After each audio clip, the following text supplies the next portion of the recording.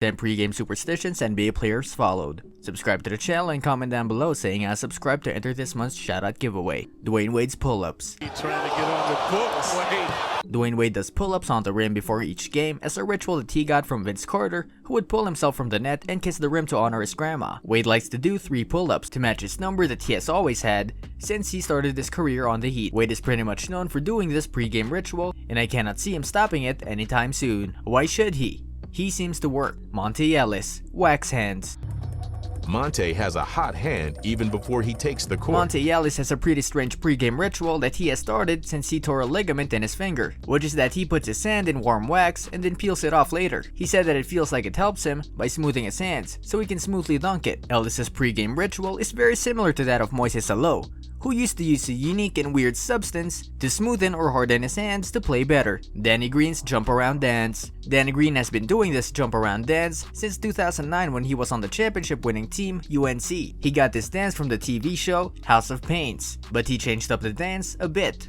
And even in the NBA, he still occasionally does the dance. Green is pretty well known for hitting the most 3-pointers of all time in the finals, and won the NBA championship with the Spurs that year. Steve Kerr's pregame meal. Steve Kerr and Croatian star Toni Kukoc had a very strange pregame ritual that they performed the night before every game by eating a ton of food. The foods and drinks that they would eat and drink were salad, appetizers, pasta, chicken, tiramisu, red wine, and an espresso. Kerr said that in Europe, this is a very common thing, because they eat a lot there, and drink a little bit of wine with every meal. Does he do that before coaching a game too? Rajon Rondo's passes. When you look at Andrew Bogut, 09-010. Rajon Rondo is a very talented point guard who is amazing at passing and getting players open, and he is very well known for getting a ton of assists and steals. Rondo used to perform a pregame ritual with his teammates when he played for the Boston Celtics with Kevin Garnett, Paul Pierce, and Jeff Green. He would have 4 balls, and he would start it off by throwing an alley-oop to KG. Then he would bounce past the ball to Paul Pierce. He would then pass the ball all the way up to the scoreboard for Jeff Green to dunk, and then he shot the last ball. He discontinued this pregame ritual after he got traded to the Mavericks. Carmelo Anthony's inspection.